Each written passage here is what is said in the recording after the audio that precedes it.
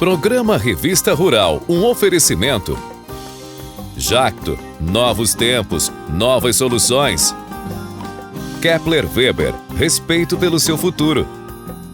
Elanco, líder global na produção de aditivos para melhorar desempenho. E Crop Life Brasil, mostre seu valor, não use produtos ilegais.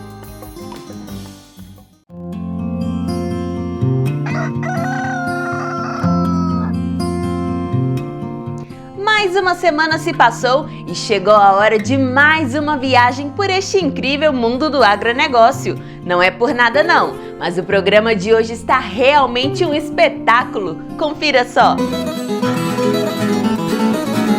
As novas variedades híbridas de cenoura. Os segredos da produção de frutas de inverno. Rastreabilidade ganha cada dia mais importância na pecuária. Um plástico ecológico totalmente biodegradável. Começa agora para todo o Brasil o programa Revista Rural, a sua revista eletrônica do agronegócio.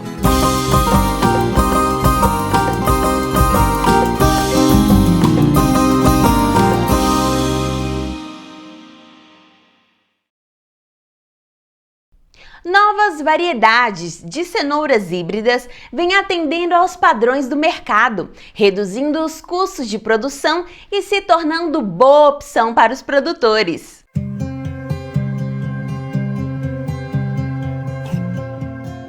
Queridinha dos brasileiros, a cenoura é a quarta hortaliça mais consumida.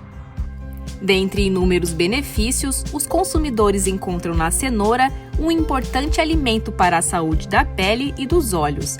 E os produtores, por sua vez, podem cultivar no verão ou inverno, basta escolher a variedade adequada. A cenoura é uma hortaliça de clima temperado, e adaptada, tropicalizada, para as condições nossas de Brasil. Então, se cultiva cenoura Rio Grande do Sul, Paraná, Santa Catarina, São Paulo, Minas, Goiás e Bahia, tem as principais áreas produtoras de cenoura no Brasil hoje. Cenoura pode ser cultivada o ano todo em diversas regiões, lembrando que tem os materiais de verão e materiais de inverno. Então a gente segmenta a cenoura assim no Brasil. Então materiais para verão e materiais para inverno e as transições, a saída de verão para inverno e de inverno para verão. Fornecer o solo adequado e realizar o controle do manejo hídrico garante qualidade ao produto final. Costuma-se fazer canteiros mais elevados, Então, para a cenoura atingir um bom comprimento de raiz, então, quanto mais solto, quanto menos impedimento físico, melhor para o produtor estar cultivando cenoura. Todas as fases são muito sensíveis e necessitam atenção, principalmente em manejo nutricional, manejo hídrico. A cenoura, geralmente a cenoura de verão, até seus 50 dias, o produtor tem que tomar muito cuidado com o manejo de água. Ela necessita de água constantemente, mas você não pode dar lâminas tão pesadas porque você precisa fazer essa cenoura buscar água profundamente para ela atingir comprimento. O comprimento ideal de 20 a 22 centímetros, a 24 centímetros é o comprimento ideal. A partir dos seus 50 dias, a cenoura começa a engrossar, ou seja, a acumular carboidrato. Então o material exige nutrição, materiais precoces, por exemplo, você deve encerrar as adubações com potássio até seus 80 dias. Então isso é muito importante, o produtor está antenado. Com rusticidade e precocidade de colheita, os materiais híbridos viabilizam redução de custos aos produtores. Nós temos uma estação de pesquisa localizada em Guimarães, em Minas Gerais, no Alto Paranaíba, onde nós tropicalizamos as cenouras, ou seja, são realizados cruzamentos dos materiais e materiais adaptados à nossa condição, onde os verões são muito quentes e chuvosos. Então nossos materiais apresentam resistência às principais doenças foliares que atacam a cultura, ou seja, cercóspora, alternária, xantomonas, o chamado complexo de queima de folhas. Então é muito comum alguns materiais que não têm tanta tolerância, dependendo da época e o regime de pluviométrico, a materiais que acabam sendo muito comprometidos em produtividade, porque a planta não vai fazer fotossíntese, ela não vai acumular carboidrato, né, que é o enchimento da raiz, então vai dar uma planta menor, produtividade muito baixa. E além disso, às vezes há materiais que a bactéria vai atacar tanto que vai atingir até a própria raiz, então tornando-a imprópria para o consumo. As características desse produto atendem aos padrões do mercado e agradam os consumidores na hora da compra. Produtor, principalmente produtor profissional, até o próprio pequeno produtor, fez o semeio, 90 a 110 dias, ele arranca uma cenoura, no caso aqui eu tenho uma cenoura arrancada aqui, então o que a gente busca, o produtor vai lá e faz o arranquio da cenoura. A ponta é o indicador, se a ponta do material está redondinha, significa que o material já completou o ciclo, então nós buscamos também no programa de melhoramento, né, o material que tem uma excelente padronização de fechamento de ponta, de ombro, o mais cilíndrico possível, uma boa coloração de pele, então é isso que a gente busca. Mas para o produtor saber o ponto ideal, ele arranca a cenoura do chão e vê se a ponta dela já está sendo fechada. No Brasil, a maior parte das colheitas são feitas de forma manual, mas com a ajuda da tecnologia já existem variedades adaptadas para a colheita mecanizada.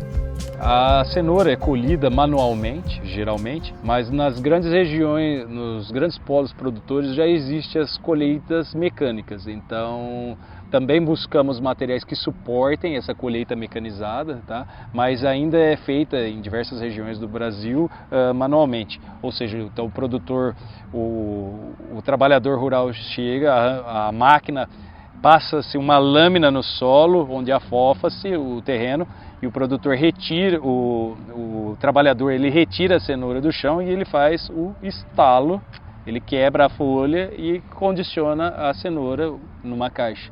Então é assim, colheita manual, tá? Embora existam as máquinas, hoje é uma realidade nas áreas mais tecnificadas a colheita mecânica.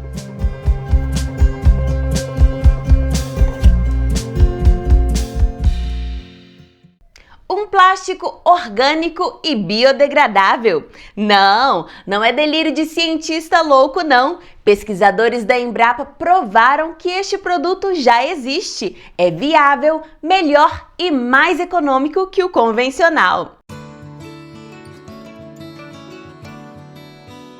Cuidar do meio ambiente, por vezes, está nos detalhes. E é exatamente isso que pesquisadores da Embrapa Instrumentação têm feito através do desenvolvimento de um novo filme de embalagem biodegradável. Esse filme é um filme biodegradável, né, feito de gelatina, de materiais naturais. Então, a gente tem a gelatina, nanocristal de celulose, que é extraído de árvores, mais especificamente do eucalipto. E tem uma resina que também vem de árvore, que é a rosin, que é extraída do pinus, e ela tem uma propriedade antimicrobiana. Então, na Embrapa, a gente criou um material que ele é biodegradável, ele se assemelha a um plástico e é destinado a embalagens de alimento. E, além disso, além de todas as funções de uma embalagem que a embalagem contém, ele ainda tem propriedades adicionais, que é a propriedade antioxidante e antimicrobiana, que acaba ajudando a prolongar a vida útil dos alimentos. No queijo mussarela, por exemplo, a vida útil aumentou em até 1 mês. Além disso, o filme também possui outros componentes que auxiliam a atrasar a deterioração dos alimentos. O nosso filme, ele tem algumas barreiras, né? Então, tem a barreira contra a permeabilidade a vapor de água, a gente conseguiu aumentar um pouco essa barreira. A gente também tem a barreira à luz. A luz é um outro fator que seria aí o ultravioleta, a região do espectro, que pode acabar levando à degradação, à aceleração da deterioração dos alimentos.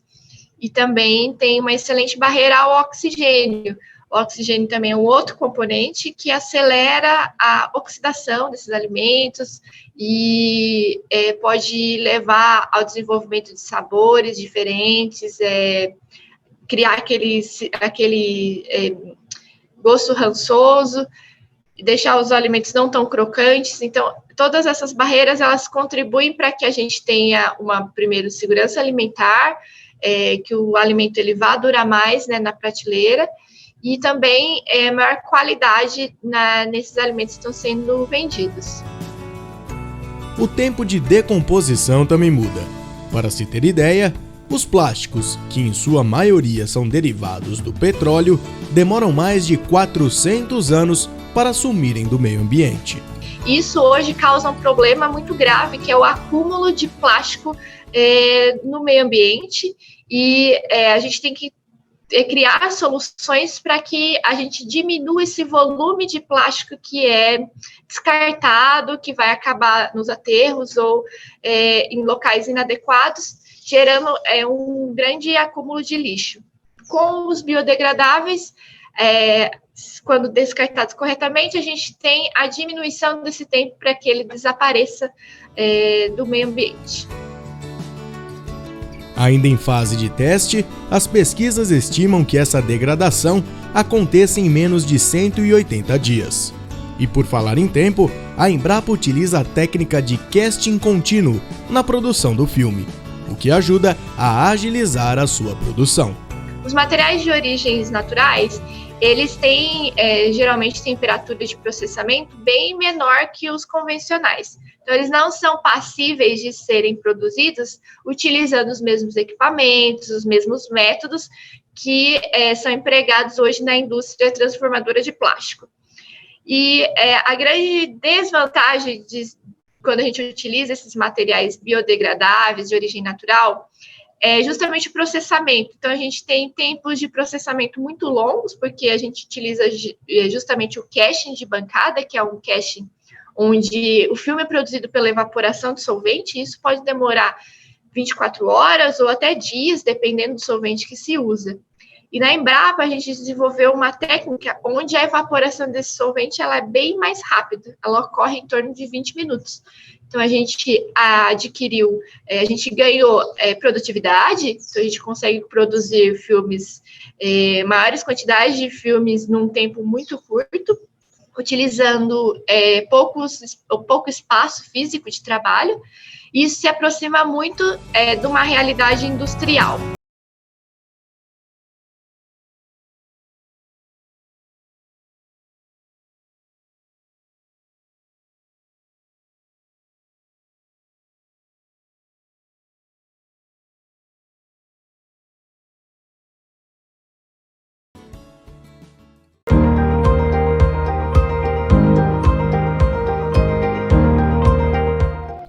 Tradição aliada à inovação.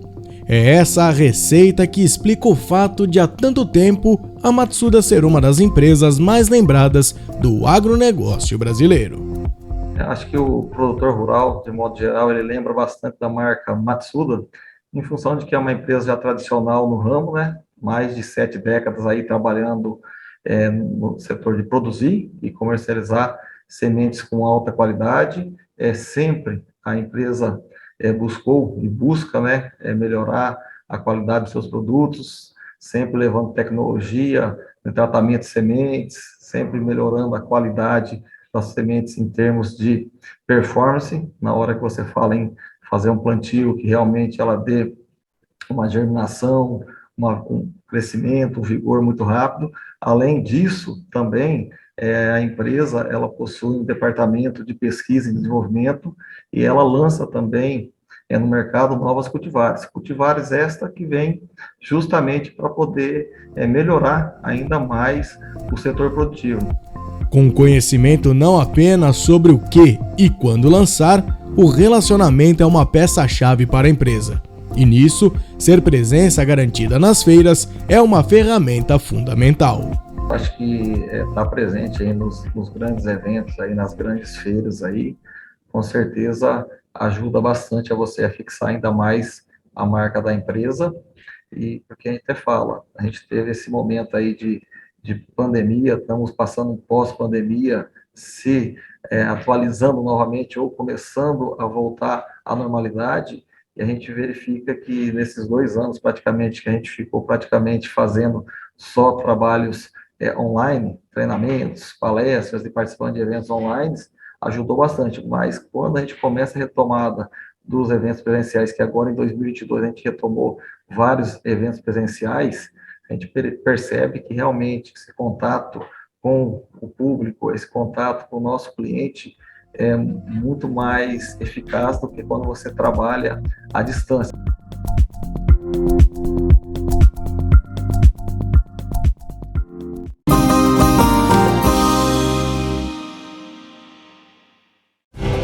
Desde 1925, oferecemos soluções inovadoras em pós-colheita para você ter mais lucratividade em seu negócio. Somos líderes na América Latina e contamos com produtos e serviços personalizados e um pós-venda ágil para melhor te atender. Nessa caminhada, nosso foco sempre foi o mesmo: cuidar da vida, protegendo o que vem da terra com soluções em pós-colheita. Programa Revista Rural, um oferecimento. Bradesco, entre nós você vem primeiro. Branco, a força que o Brasil precisa. Família Randap, nossa maior tradição é evoluir sempre. CRV, Better Calls, Better Life. Quando o assunto é proteção da sua lavoura, confie na família Randap. Nós acreditamos que evoluir é fundamental e que tradição é estar no mercado há mais de 40 anos e investir em inovação para proporcionar a sua tranquilidade. É por isso que quando o assunto é herbicida, Randap é a primeira marca que vem à mente dos agricultores. Família Randap, nossa maior tradição é evoluir sempre.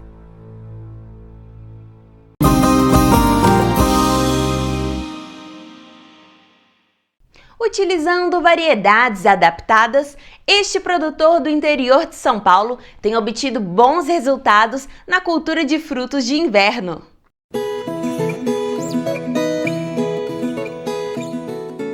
A produção de pequenos frutos como morango, framboesa e mirtilo possui um ótimo valor agregado. Esses frutos típicos de regiões frias já podem ser cultivados em lugares quentes. E nós vamos te mostrar todos os detalhes agora. Vamos lá?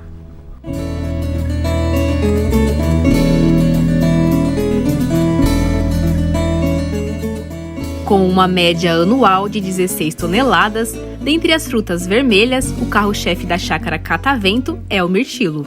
Nós somos pioneiros, no cultivo de mirtilo para clima quente aqui no Brasil. Nós importamos essas variedades da Universidade da Flórida, dos Estados Unidos, há 12 anos atrás. Antes de nós, o mirtilo no Brasil só era produzido em lugares frios. Então essas variedades nós adaptamos elas nesses 12 anos e selecionamos as melhores também para a produção de mudas. E com relação à escolha, por que vocês pensaram em produzir mirtilo, essa novidade? Foi um desafio, né? Foi um desafio. Eu morei no Chile há alguns anos, fui consultor do governo chileno e lá eu conheci o arándano, como é chamado no Chile. O mirtilo em espanhol é arándano. Trabalhei com arándano lá, com mirtilo lá, e aqui a gente resolveu inovar. Resolveu procurar alguma coisa diferente que ainda não tinha no Brasil. O primeiro passo foi a escolha do solo ideal? Sim, Juana, a gente veio estudando todas as técnicas ao longo desses anos. Nós não usamos solo, nós produzimos em substrato. No nosso caso, nós usamos a casca de pinos. O mirtilo ele é uma planta muito rústica, pouca ocorrência de pragas e doenças, mas o ponto fraco é a raiz. É uma raiz fina, sem pelos absorventes, não tem uma raiz pivotante. Em outras palavras, é uma raiz que não sabe lidar com falta ou excesso de água. Então é importante um substrato meio para a raiz bem drenável, para evitar o excesso de água, o encharcamento mata ela, e a falta de água também, então é necessária a irrigação também. E nesse espaço aqui, qual a quantidade de mudas que vocês têm? Nós trabalhamos, aqui nós temos 1,5 hectares, 1 hectare de mirtilo e meio hectare de outras frutas vermelhas. E num hectare de mirtilo nós trabalhamos com quase 8.000 plantas. Além de sua rusticidade, o mirtilo se destaca por integrar diferentes iguarias culinárias. Nós vendemos a fruta fresca, 99% é fruta fresca. Um pouquinho nós usamos para processar, geleia, sucos, fazemos mirtilo desidratado, cerveja, e trabalhamos com produção de muda já há alguns anos. Nós somos mantenedores de 4 variedades aqui no Brasil. Somos registrados no Renasem, no Ministério da Agricultura, e fornecemos mudas para os agricultores. Após 12 anos de existência, o pomar da propriedade segue produtivo, exigindo apenas podas estratégicas. O mirtilo de clima frio, o gatilho, o estímulo para a produção é o frio. Então as variedades elas são classificadas em horas frio, né? Então é importante medir, né, na região quantas horas frio acumulou-se no inverno. Uma hora frio é uma hora abaixo de 7,2 graus. Essas variedades de clima quente, o gatilho, o estímulo para a produção é a poda. Então a poda se torna uma ferramenta fundamental. Nós podemos trabalhar com podas seletivas, que é o sempre verde, o evergreen. Então um ramo podado, um cacho colhido nós podamos. Então a gente passa a cada 2 meses, 45 dias no pomar, fazendo essa poda seletiva. E você tem todos os estágios fenológicos ao mesmo tempo na planta. Você tem ramo velho, ramo jovem, flor, fruto verde, fruto maduro, tudo ao mesmo tempo na mesma planta. Ou o outro sistema é da poda radical. Então você poda radical, vem uma brotação jovem, todas com a mesma idade, e vão produzir em um momento, ao mesmo tempo. Depende do mercado. A colheita feita semanalmente é uma técnica para garantir maior lucratividade e marcar presença no mercado. Entre poda e colheita são 8 meses, mais ou menos. Entre poda e flor dá 6 meses e flor aberta a colheita mais 2 meses. É bom, é uma estratégia, Juana, importante para o pequeno e médio produtor, porque você otimiza a sua mão de obra. O principal custo de produção é a mão de obra de colheita. Então, se você colhe o ano todo, você tem uma equipe treinada e o rendimento dessa equipe é melhor do que se você precisa absorver uma mão de obra pontual para colher em determinado momento. Outra questão é otimizar a logística. Você não precisa de uma câmara fria grande para colher uma determinada época do ano e o resto do ano essa câmara fria está subutilizada. Então, se você colhe o ano todo, você pode ter uma câmara fria menor, que ela está sendo utilizada o tempo todo. Além disso, você não desaparece do mercado. Você sempre tem fruta fresca o ano todo. Isso é importante. Enquanto o mirtilo se mostra mais resistente, o manejo da framboesa exige maiores cuidados devido à sua delicadeza. É importante estar no ambiente protegido, né? A framboesa, diferente do mirtilo, ela é muito sensível. Então, se chove, a umidade traz fungos. Então, nós mantemos um ambiente mais seco. Irrigação por gotejamento no pé da planta. Então, toda a parte aérea está sempre sequinha e isso ajuda bem. Aí, no caso, vocês também plantam em vasos para poder ter um controle melhor da planta. Juana, também um ambiente mais higiênico, né? Mais saudável, não tem doença de solo, a gente tem mais controle da umidade para evitar excesso de água e a nutrição também a gente tem um pouco mais de controle. E qual que é a média de colheita que vocês têm? Nós colhemos por volta de uns 5 quilos por planta, por temporada. E dá o ano todo? Tem uma época específica? Nós colhemos o ano todo. Conseguimos colher o ano todo, são variedades remontantes, as variedades não remontantes não produzem aqui no clima quente. Tem que ser variedades remontantes, são aquelas variedades que não precisam passar pelo processo de invernalização e elas produzem no ramo do ano. Então, senhor Luiz, depois de todo o cultivo, de todo o cuidado com a framboesa, chegou a hora de colher, né? Como que a gente sabe qual fruto colher e como que é feita a colheita? Bom, a framboesa é uma fruta muito perecível. Se comparado com o mirtilo dura um mês, a framboesa não dura uma semana. Então nós colhemos ela um pouquinho mais verde, né? E ela já tem que ir para refrigeração direto. Dá pra gente colher aqui agora? Sim, claro. Então nós seguramos com uma mão o cachinho e com a outra nós damos uma leve girada.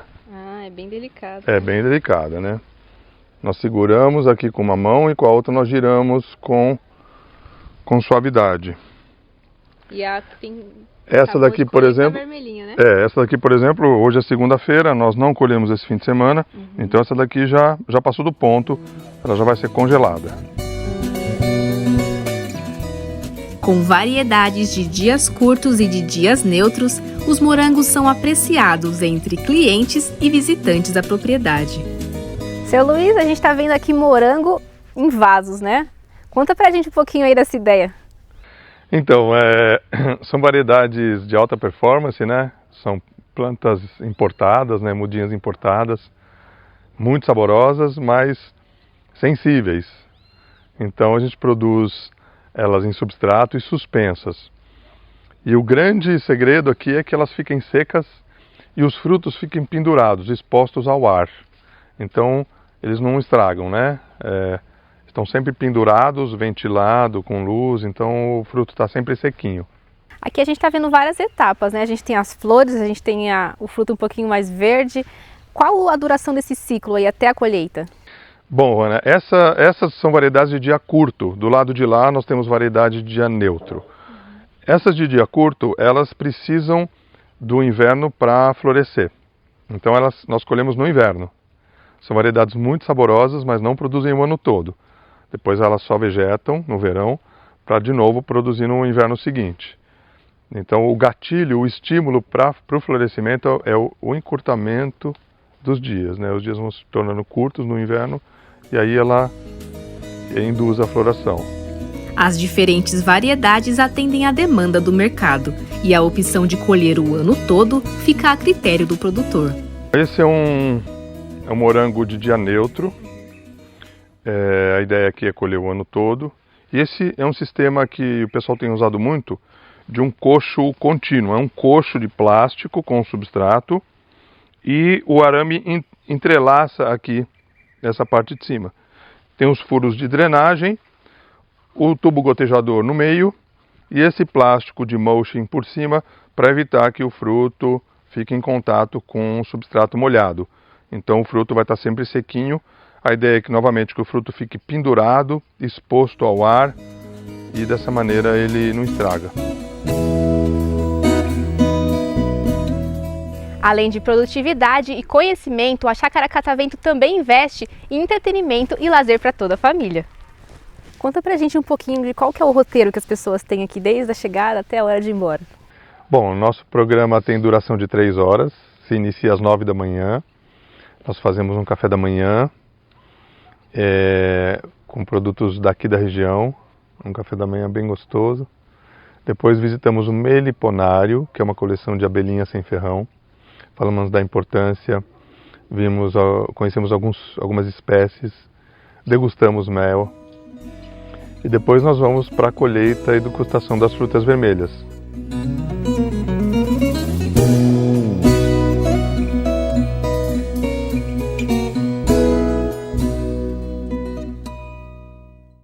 Já não se pode mais falar em produção moderna de alimentos sem o uso da rastreabilidade. Na produção de carne, entretanto, ainda existem alguns desafios a serem vencidos. Grande parte da comida que comemos é produzida pelo agronegócio. E é cada vez mais comum que varejistas, consumidores e até mesmo investidores queiram saber mais sobre a origem dos produtos. Por isso, ampliar a rastreabilidade pode trazer melhorias para o setor. A gente vê que hoje nas frutas, verduras, legumes, isso já é algo corrente, já acontece normalmente, né? Na carne, isso vem se intensificando a partir das demandas por questões socioambientais, né? Então, os frigoríficos, principalmente os frigoríficos da Amazônia, começam a fazer esse monitoramento dos seus chamados fornecedores diretos, ou seja, aquele pecuarista que vende diretamente para o frigorífico, e começam a reportar, então, para o mercado e para os consumidores como é que está sendo feito isso, o que eles estão encontrando de dados, como é que eles estão trabalhando para a melhoria do sistema, né? Mas é bom a gente lembrar que isso já vem de muito antes, né?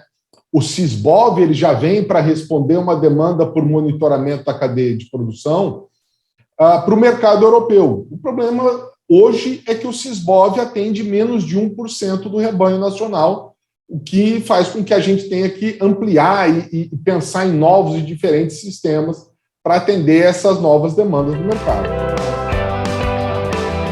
Na pecuária, em todas as soluções discutidas para o aumento da rastreabilidade, sem custo adicional ao produtor, são utilizadas duas bases de dados já consolidadas no país. Uma é o CAR, né, o Cadastro Ambiental Rural, onde a gente consegue delimitar a propriedade e olhar, esse é o perímetro, e a partir desse perímetro eu consigo cruzar com outras bases de dados do governo, como, por exemplo, PRODES e tudo mais. E a outra base de dados, que é para eu começar a olhar o indireto, que todas as ferramentas têm utilizado, né, é a GTA, né, a Guia de Transporte Animal. Ela é a ferramenta que consegue me dizer que a fazenda A vendeu para a fazenda B, e assim eu consigo encontrar a fazenda A, delimitar o perímetro da fazenda A partir do CAR, e então sobrepor esse perímetro, com, por exemplo, com imagens de PRODES, com imagens que me dão terras indígenas, áreas de conservação, e dizer se aquela fazenda atende aos requisitos do mercado que eu estou querendo vender. Um estudo realizado pelo Centro de Inteligência da Carne visa antever como vai ser o comportamento do consumidor brasileiro. E a tendência é que até 2032 ele seja tão exigente quanto os de nível internacional, o que é considerado um benefício para a cadeia. Pelo lado do consumidor, eu consigo selecionar, olha, eu quero uma carne com essas características, eu tenho no meu mercado, ou eu quero uma carne com outras características, e eu vou ter no mercado. Para o frigorífico, é realmente a chance de começar a comunicar não só o que ele vem fazendo, mas como ele vem avançando na direção de uma produção cada vez mais sustentável, né? Porque é importante que a gente perceba que ninguém está pedindo perfeição, que seja uma produção perfeita daqui para frente, não, mas que essa produção faça progressos na direção de uma produção sustentável e atrair investimentos para o frigorífico e para o produtor rural, né, que está querendo adotar um determinado modelo de produção que é enxergado como um modelo mais sustentável. Atuando assim, os frigoríficos também passam a conhecer quem está fazendo parte do seu negócio e acabam criando uma espécie de disputa sadia entre os pecuaristas. Eu começo a olhar e saber, olha, daquele que me forneceu o bezerro ou que me forneceu o garrote para a minha fazenda, para eu fazer a engorda. Quem são os caras que têm melhor desempenho? Quem são as fazendas que me entregam animais que vão engordar mais rápido, que vão para o abate mais cedo, que têm menor índice de problemas, seja eles sanitários ou qualquer outro tipo de problema. Então, eu consigo selecionar. E, além de selecionar, eu consigo ir lá no meu fornecedor e falar para ele, olha, pomba, a fazenda X está me entregando um bezerro melhor que o seu. Vá lá, dá uma olhada, vê o que a fazenda X está fazendo e vamos fazer igual, porque eu gosto de comprar de você, mas o dele está melhor. Os desafios para o aumento da rastreabilidade são realmente grandes, e muito se devem à extensão territorial, além do tamanho do rebanho nacional e os diferentes biomas e particularidades que cada região possui. Mas isso não faz com que seja impossível, porque a gente tem, por outro lado, a Embrapa aqui no Brasil. E a Embrapa ela tem soluções para cada bioma, para cada clima, para cada sistema produtivo, né? E a rastreabilidade ela é parte dessa solução, né? Ela não é a bala de prata que vai solucionar a pecuária brasileira, mas ela é parte da solução. E a gente vê isso como um quebra-cabeça que a gente vai montando e colocando, encaixando cada peça, né? Desde sistema produtivo, nutrição, genética, manejo de pastagem, e a rastreabilidade ela vem para contribuir nisso tudo. E, ao contribuir, esse conjunto de pequenas soluções que eu vou colocando dentro da minha atividade produtiva, ele supera e muito esses desafios, né, e as dificuldades que a gente tem para implementar tudo isso no Brasil.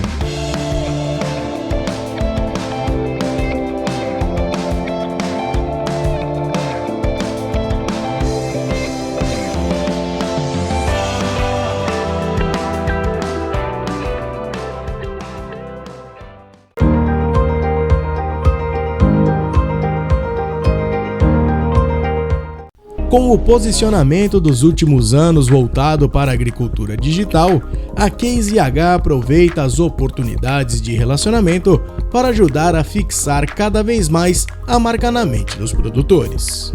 A Feira Agrícola, ela é o principal canal de comunicação de marketing da marca com o produtor rural, porque é o momento onde nós conseguimos apresentar todos os lançamentos de marca para os nossos clientes, estar próximo e mostrar o produto em si, né? De 2020 para cá, nós tivemos que mudar a nossa estratégia e continuamos investindo na mídia tradicional, rádio e TV, mas investimos muito mais, isso está mudando na mídia on, né? Então, em redes sociais, o nosso investimento tem aumentado a cada ano, YouTube, Instagram, LinkedIn, para poder passar essa mensagem para o produtor. Nós falamos que a Case, muito mais que o ferro, muito mais que o aço, que o trator em si, nós oferecemos agora a tecnologia embarcada nos tratores, porque é o novo passo da agricultura, né? Agricultura digital, agricultura 4.0, onde os produtores agora estão buscando o caminho para poder aumentar a produtividade e, por consequência, a rentabilidade. É através da visibilidade que o agro tem ganhado com o público em geral nos últimos anos que a companhia busca sempre inovar para não ficar para trás e, assim, seguir evoluindo com o mercado. A importância do agro ela vai muito além de fatores econômicos, é o agro que alimenta o mundo. Então, de maneira orgânica, muitas outras empresas, até de fora do nosso segmento, elas têm entrado para poder colher também os frutos de todo o ecossistema do agronegócio. Um outro fator que a gente tem trabalhado muito e que não se imaginava há 10 anos atrás é que empresas de tecnologia, por exemplo, tivessem ligadas ao agro. Hoje, com a digitalização dos negócios, a gente vê várias startups ou gigantes do segmento de telecomunicações com áreas específicas dedicadas ao agronegócio. Então, mudou muito a maneira de se comunicar com o produtor rural do que se fazia há 10 anos atrás para o que a gente tem hoje.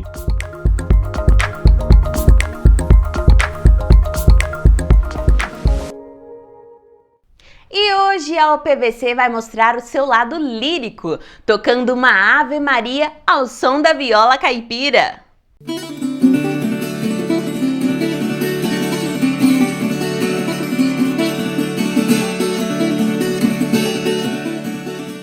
Aqui é a Orquestra Paulistana de Viola Caipira, diretamente para o quadro Papo de Violeiro da Revista Rural. E hoje nós vamos fazer aqui, mostrar uma Ave Maria do Franz Schubert, né, em adaptação para a viola caipira, num ritmo tradicional caipira, no maqueiro humana. E no final, uma adaptação mais bonita ainda, uma letra do Marcos Viana. Coisa mais linda essa letra, vamos fazer e prestar atenção, que vale a pena. Bora nós!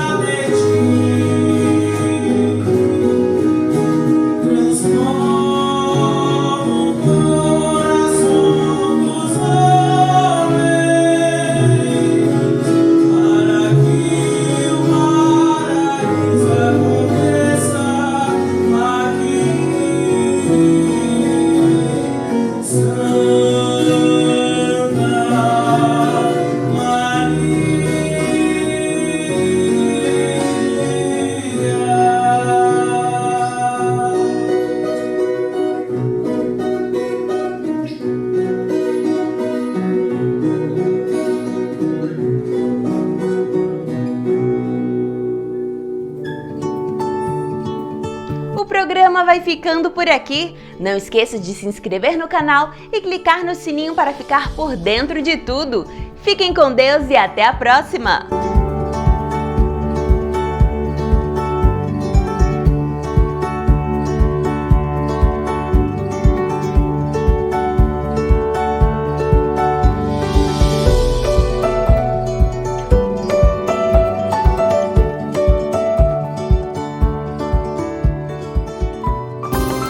Programa Revista Rural, um oferecimento.